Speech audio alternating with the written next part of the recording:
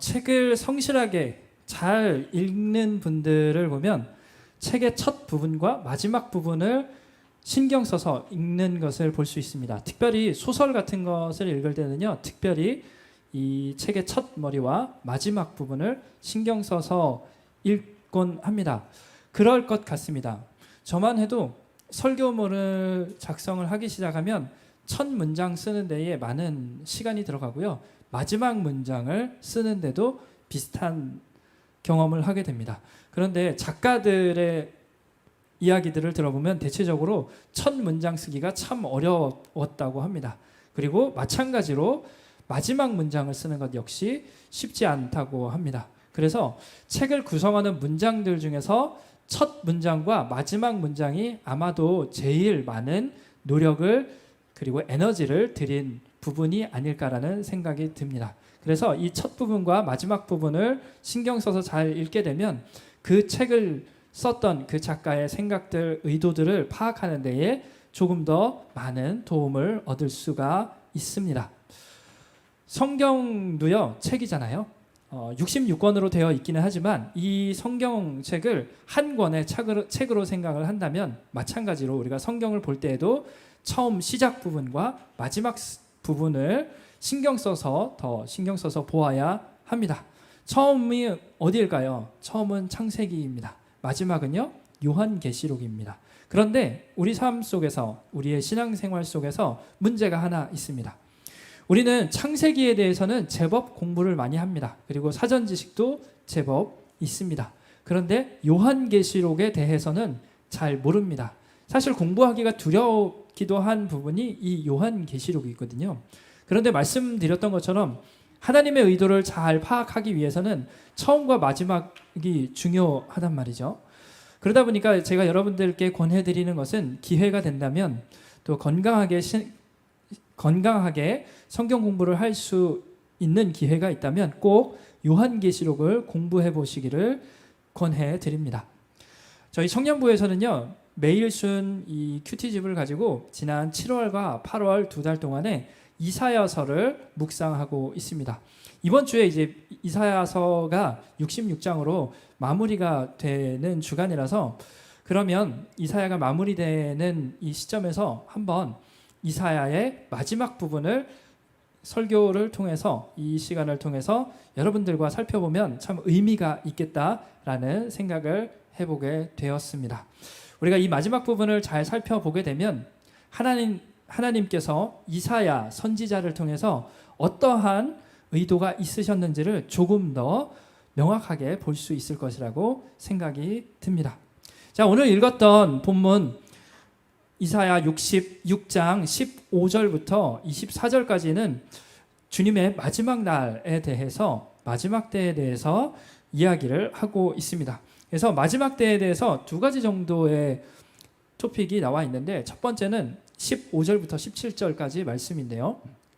이 부분에 보면 하나님께서 불수레를 타고 이 땅에 오셔서 사람들을 전부 다 하나님과 맞서는 사람들을 멸하시겠다는 부분이 있습니다. 그 다음에 이어지는 18절부터 24절까지는 하나님의 회복, 의의 사람들이 어떠한 상황에 처할 것인가에 대해서 나와 있습니다. 그런데요, 이 15절부터 24절까지 말씀을 찬찬히 읽어보다 보면 한 가지 의문점을 발견하게 됩니다. 우리 다 같이 16절 말씀을 함께 읽어보도록 하겠습니다. 16절 말씀입니다. 시작. 혈육에게 여호와께 죽임당할 자가 많으리니. 네, 16절에서 보니까 하나님께서 노여움의 진노의 불칼로 사람들을 멸하실 것이라고 합니다. 17절도 우리 같이 볼 건데요. 17절에서는 어떤 사람들에 대해서 이런 심판을 할지가 나와 있습니다. 혹시 17절 준비됐나요? 예, 좋습니다. 17절을 함께 읽어보겠습니다. 시작. 스스로 거룩하게 구별하며 스스로 정결하게 하고 동산에 들어가서 그 가운데에 있는 자를 따라 돼지고기와 가증한 물건과 쥐를 먹는 자가 다 함께 망하리라. 여호와의 말씀이니라. 자, 여호와께서 이제 심판할 사람들 그 대상들을 지금 17절에서 나열하고 있는데요. 크게 보면 두 종류의 사람들입니다. 첫 번째는 우상을 섬기는 사람들입니다. 그리고 두 번째는 돼지고기와 가증한 것과 쥐를 먹는 사람들을 심판할 것이라고 합니다. 처음에 이 이사야서를 손에 들고 읽었던 유대인들 입장에서 지금 이야기하는 이 사람들은 자신들 유대인들과 몇몇 유대교를 개종했던 사람들 이외의 모든 사람들이 하나님의 심판의 대상이었습니다. 자신들 이외에는 이런 가증한 것들을 먹겠죠. 왜냐하면 하나님께서 자신들에게만, 유대인들에게만 정한 것, 부정한 것을 정해 주셨기 때문에 그 율법을 모르는 사람들은 가증한 것들, 뭐 예를 들어서 돼지고기가 되겠죠. 이런 것들을 먹겠죠. 그 사람들을 하나님께서는 심판하신다고 합니다. 그런데 갑자기 18절부터는 이야기가 달라집니다. 회복에 대해서 이야기를 하는데 회복의 대상이 조금 특이합니다. 우리 18절도 우리 함께 볼 텐데요. 그냥 자막으로만 띄워주시면 좋겠습니다. 자, 18절에서는 하나님께서 회복하시는 대상이 나오는데 누구냐면 뭇 나라 사람들과 다른 언어를 사용하는 사람들이라고 합니다. 19절로 넘어가면요.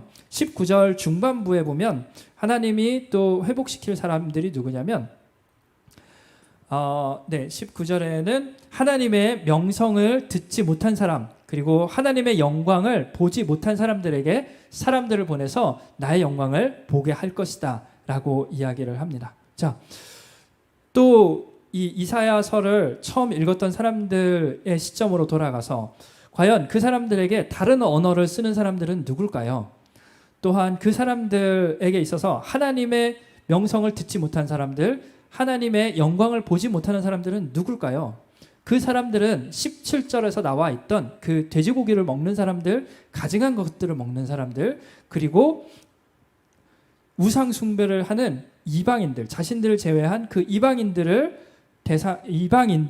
지금 이야기하는 다른 언어를 사용하는 사람들, 또는 하나님의 명성을 듣지 못하고 영광을 보지 못하는 사람들입니다. 자, 보십시오. 17절까지는 이 사람들을 멸망시키겠다고, 죽는 사람들이 참 많을 것이라고 이야기를 합니다. 그런데 갑자기 18절부터는 태도가 완전히 변해서 이 사람들을 하나님께로 불러 모을 것이라고 말씀을 하시고요. 오지 않는 사람들에 대해서는 사람을 보내서라도 하나님의 영광을 보게, 알게 하시겠다는 것입니다. 도대체 하나님은 사람을 죽이겠다는 것입니까? 살리겠다는 것입니까? 이사야서를 보면요, 이러한 의문점, 모순되는 이야기를 많이 발견을 하게 됩니다. 그중 대표적인 부분이 이사야 6장입니다. 이사야 6장에 가보면 이사야가 하나님으로부터 소명을 받는 장면이 나옵니다. 이사야 6장 1절에서 보면 이 이사야는 환상 중에 성전에 가득한 하나님의 영광을 보게 됩니다. 그리고 그 영광 가운데서 하나님의 탄식을 듣게 되는데요. 8절에 보니까 하나님께서 누가 나를 위해서 갈까라고 말씀을 하고 있습니다. 그 탄식에 대해서 이사야는 화답을 합니다. 하나님, 제가 가겠습니다. 저를 보내주십시오. 어떤 일을 해야 됩니까? 라고 했을 때에 하나님께서는 9절과 10절에서 이런 이유로 너를 보내겠다고 합니다. 우리 9절과 10절 말씀을 함께 한 목소리로 읽어보겠습니다. 시작. 여호와께서 이르시되 가서 이 백성에게 이르기를 너희가 듣기는 들어도 깨닫지 못할 것이요 보기는 보아도 알지 못하리라 하여 이 백성의 마음을 둔하게 하며 그들의 귀가 막히고 그들의 눈이 감기게 하라. 염려하건대 그들이 눈으로 보고 귀로 듣고 마음으로 깨닫고 다시 돌아와 고침을 받을까 하노라 하시기로. 네, 이 말씀에서 보니까 하나님께서 이사야 선지자를 보내시는 이유는 사람들의 눈을 멀게 하고 사람들의 귀를 멀게 해서 들어도 깨닫지 못하고 봐도 보지 못하는, 하나님을 보지 못하는 그런 사람들로 만들기 위해서 이사야를 보내겠다고 합니다. 이 사람들이 괜히 잘못해서 하나님의 말씀을 깨닫고 그리고 하나님을 보고 돌아오면 곤란하니까 네가 가서 그것을 방해해라 라고 이야기를 하십니다.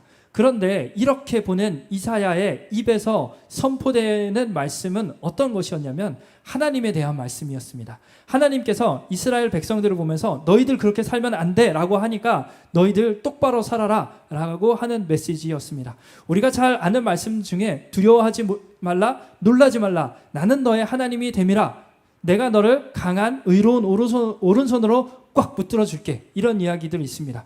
또 종의 노래라고 이야기되는 부분에서는 유명한 구절 중에 그런 것이 있죠. 너희들에게 보내는 종은 상한 갈대를 꺾지 아니하고 꺼져가는 등불을 끄지 않는 그런 종이야. 그런 종이 너희들에게 와서 너희들을 회복시켜 줄 것이야. 너희는 내 것이야. 걱정하지 마. 라는 그런 메시지를 지금 전하고 있습니다. 과연 이 메시지가 사람들의 귀를 멀게 하는, 사람들의 눈을 멀게 하는 그런 메시지입니까? 하나님께서 사람들이 귀가 멀어서 깨닫지 못하고 또 눈이 멀어서 하나님을 보지 못하게 하려면 차라리 이사야 선지자를 보내지 않으면 됩니다. 그런데 보냅니다. 그리고 하나님에 대한 메시지를 보냅니다. 사람들을 하나님 앞에 나올 수 없도록 방해하려면 사람들의 정신을 혼미하게 할 수 있는 그런 메시지, 정신없는 메시지, 거짓 메시지를 선포하게 해야 합니다. 그런데 하나님께서 이스라엘 사람들에게 이사야를 통해서 전하는 메시지는 너희들 안 돼, 그렇게 살지 말고 나한테 돌아와 라는 그 메시지입니다. 무엇일까요? 하나님이 도대체 왜 이사야를 부르신 것일까요? 하나님의 진심은 무엇일까요? 아마도 이사야에게 이사야를 보내는 하나님의 마음은 그랬던 것 같습니다. 정말로 이 백성들이 눈이 멀어서, 귀가 멀어서 아무리 내가 얘기해도 듣지 못하는 사람들이 되어서 차라리 나한테 오지 않았으면 좋겠다라고 생각할 만큼 이 백성이 너무나도 패역했다는 것입니다. 그럼에도 불구하고 이 백성들을 그냥 둘 수가 없다는 것이 하나님의 마음이었습니다. 이 백성들이 귀가 막혀서 눈이 가려져서 하나님을 볼 수 없어서 정말로 멸망의 그 길로 가지 않도록 네가 그들에게 가서 내 진심 좀 전해다오. 사실은 그 주문을 하는 것이 바로 우리 하나님의 마음이었던 것입니다. 그래서 줄기차게 하나님께서는 책망을 하고요. 줄기차게 너네들 그렇게 살면 안 된다고 이야기를 하고요. 또 줄기차게 내가 너희와 함께 하실 것이라고 이 이사야 선지자의 입술을 통해서 그리고 그의 펜을 통해서 하나님께서 이야기를 하고 있습니다. 이런 관점에서 우리 오늘 본문을 한번 살펴보도록 하겠습니다. 하나님은 분명히 악한 자들, 하나님을 모르는 자들에게 멸망을 선포를 하십니다. 그리고 하나님의 날 끝날까지 돌아오지 않으면 정말로 그들의 멸망을 볼 것이라고 24절에서 이야기를 합니다. 그러나 15절부터 17절까지의 이 멸망의 메시지는 진짜 하나님께서 심판을 계획하셨다기보다는 오히려 요한계시록에서 수없이 많은 재앙을 뿌리면서 그러니까 너희들이 나한테 와라, 회개해라 라고 계속해서 촉구하는 것처럼 이 하나님을 모르는 사람들, 하나님의 명성을 듣지 못해서 하나님의 영광을 보지 못해서 하나님 앞에 나올 수 없었던 그 사람들에게 계속해서 말씀을 하시는 것입니다. 결국 하나님의 진심은 18절부터 23절까지 나와 있습니다. 하나님의 진심은 무엇이냐면 하나님을 알지 못하는, 하나님의 명성을 듣지 못해서 하나님 앞에 나올 수 없는 그 사람들, 그리고 하나님의 영광을 보지 못해서 하나님이 불러 모으시는데도 불구하고 하나님 앞에 나오지 못하는 사람들에게 먼저 은혜를 입은 사람들이, 먼저 구원을 받은 사람들이 그들에게 가서 하나님의 영광을 좀 전해 달라는 것입니다. 그렇게 전하면 어떤 일이 일어날까요? 그 일이 20절부터 23절까지 나와 있습니다. 20절에서 보니까요, 하나님의 영광을 보고 하나님의 영광을 향해서 나오는 그 사람들을 어떻게 데리고 오라고 이야기를 하냐면, 이스라엘 사람들이 질그릇에 예물을 담아서 하나님의 전에 오는 것처럼 이 사람들이 이 하나님을 모르는 사람들에게 가서 이 사람들을 질그릇에 담아오듯이 예물을 드리듯이 그들을 하나님 앞에 데리고 오라는 것입니다. 그렇게 데리고 오면 21절에서 말씀을 하십니다. 그들 중에서 레위인과 제사장을 택해서 세우겠다고 말씀을 하십니다. 레위인과 제사장은 누굽니까? 레위인과 제사장은 원래는 유대인들이어야 했습니다.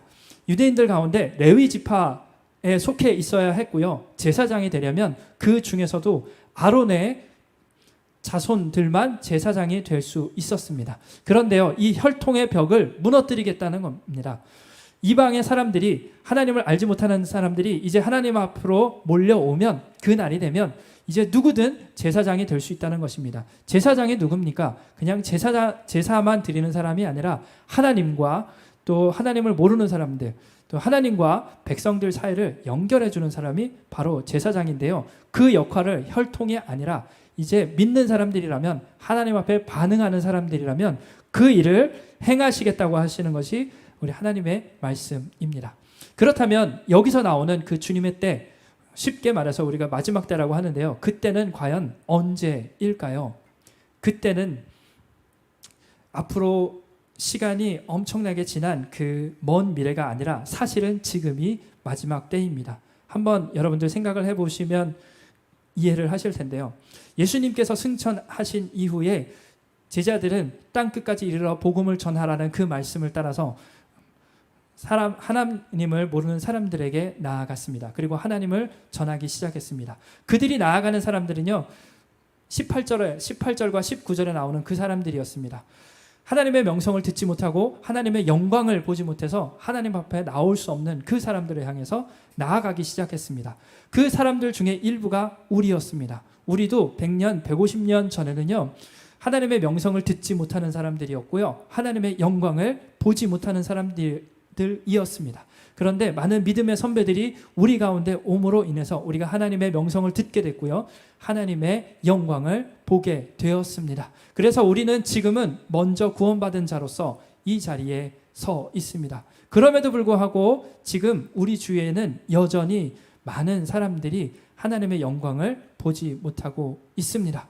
그렇다면 이 19절에서 말하는 이 먼저 구원받은 그 사람들은 누구겠습니까? 그 사람들은 특별한 사명을 받은 누군가가 아닙니다. 선교사로서 부름받은, 그래서 그 땅 끝까지 이르러 복음을 전하라는 그 소명을 받은 누군가, 특별한 누군가에게만 해당되는 말씀이 19절이 아닙니다. 우리 모두에게 해당되는 말씀이 바로 19절 이 말씀입니다.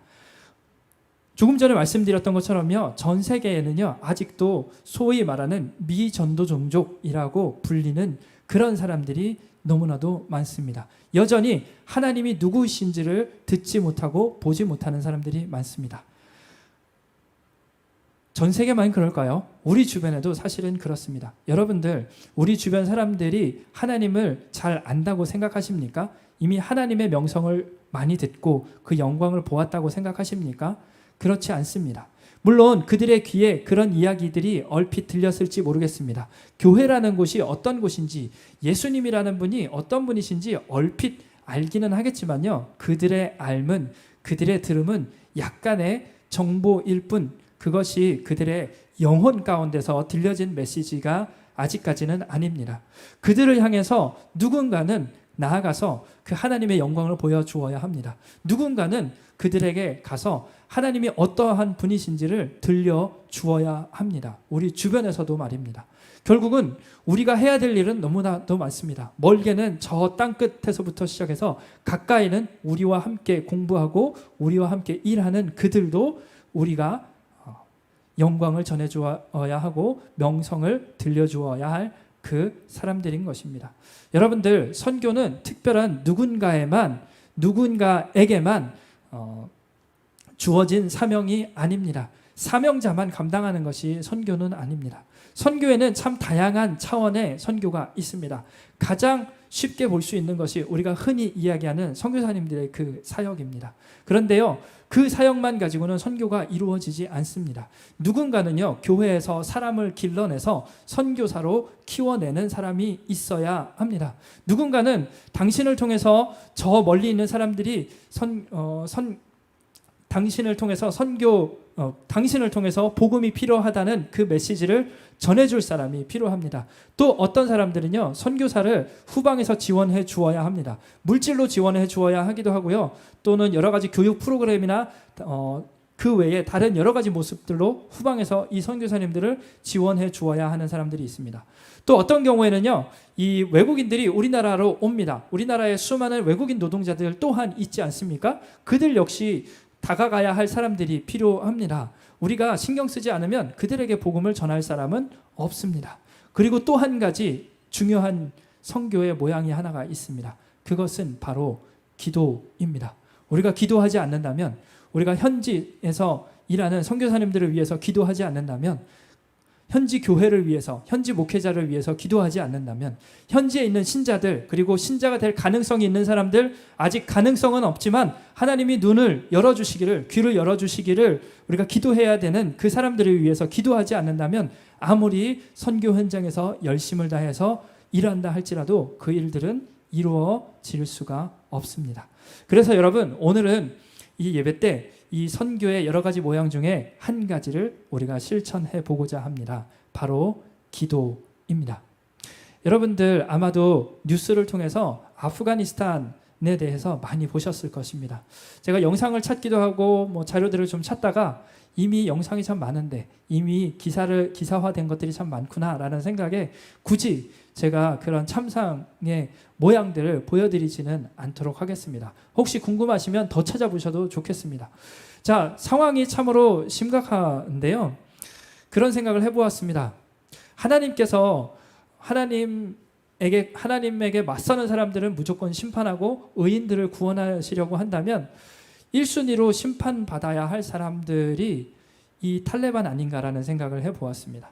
우리는 지난 1년 반 동안 코로나를 겪으면서 혹시 이 코로나가 하나님의 심판은 아닐까라는 생각을 하면서 어떤 사람들을 향한 심판일까? 왜 그곳에 코로나가 창궐을 했을까라고 하면서 그들을 심판하는 것이 하나님의 일정한 목적 중에 하나일 것이다라는 그런 이야기들도 종종 하곤 합니다. 코로나를 도구 삼아서요. 하지만요, 또 다른 어떤 분들은 요즘 지구상에서 일어나는 대형 산불이나 또 여러 가지 가뭄들, 홍수들 이런 것들을 보면서 그곳에 있는 불의함들, 폐역함들을 향해서 하나님께서 심판하시는 것이 아닐까라는 이야기를 하는데요. 그런 이야기를 할 때면 마음속에 이런 생각이 들곤 합니다. 하나님, 다 좋은데 그 사람들보다 더 악독한 사람들이 있지 않습니까? 탈레반이 있고 IS들이 있지 않습니까? 그 외에도 이 중동 지역, 북아프리카 지역 이런 쪽에서 수많은 원리주의자들이 민간인들뿐만 아니라 특별히 기독교인들에 대해서는 말로 형용할 수 없는 그런 핍박들을 가하고 있는데, 하나님, 만일 심판을 하신다고 한다면 그들을 먼저 심판하셔야 되는 것 아닙니까? 이런 생각이 듭니다. 코로나가 누군가를 심판하는 도구라고 이야기를 하고 있는데, 코로나는 탈레반이 이 아프간을 다시 재탈환하는데 아무런 걸림돌이 되지 않고 있습니다. 물론 그들 가운데서도 코로나 확진자들이 있겠죠. 근데 큰 걸림돌이 되지 않습니다. 하나님께서 심판에 관심이 있었다면 그렇지 않았을 것 아니겠습니까? 왜 그럼 하나님은 그들을 심판하지 않을까요? 아마도 마지막 날이 되면 분명히 그들을 심판은 하실 것입니다. 그런데 그 심판은 계속해서 미루어지는 것 같습니다.